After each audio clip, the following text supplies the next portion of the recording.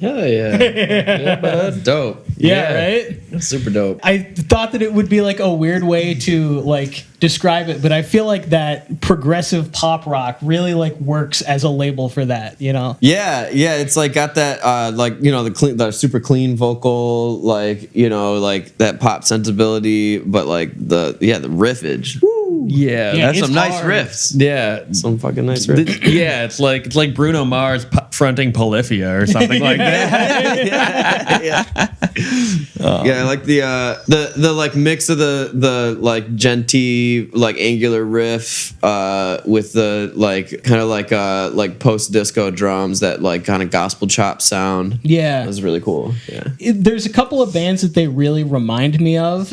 One I've featured on a previous episode, and then the other one I haven't. But have you ever heard of the band Thank You Scientist? Oh no, I don't think so. So they are a like jazz, like progressive jazz fusion band, and I highly recommend checking them out. But they have vocals that are very similar to this. But then like the kind of like a little bit of disco influence I feel like that's in there reminds me a lot of another band called A Marionette, which are based out of Vegas. Apparently you've heard of them. Hey? Yeah, I've heard of them. Yeah, I definitely agree.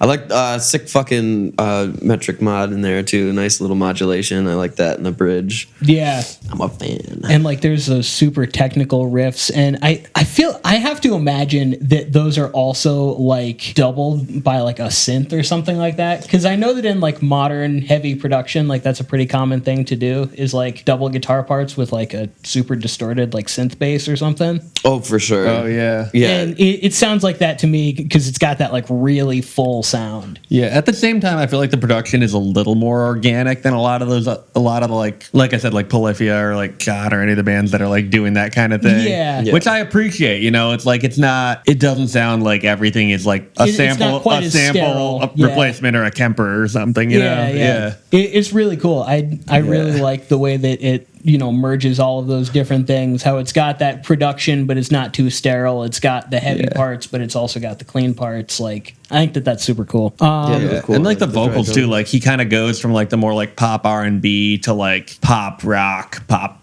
like some of the choruses he's like got a little more of that like not quite whine but like heading in that direction to it. Yeah, little extra push. Yeah. But then the verses he was like real smooth, like kind of Very sexy, poppy you know? sound. Yeah.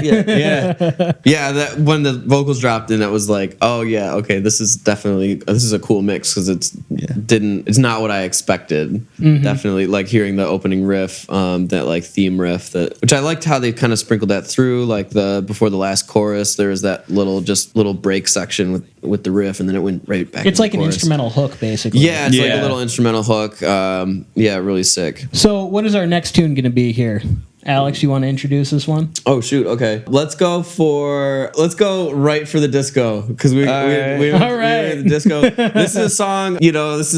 We embrace the cringe, right? We love to love things, and I love this song. It's called "Use the Force" by Jamiroquai. It probably came out in 1996. You know, 90s disco resurgence era. It's just a really good. It's a feel good song. It's an affirmation song. It's something that I use as my alarm clock on a regular basis, because it gets me up and it gets me going.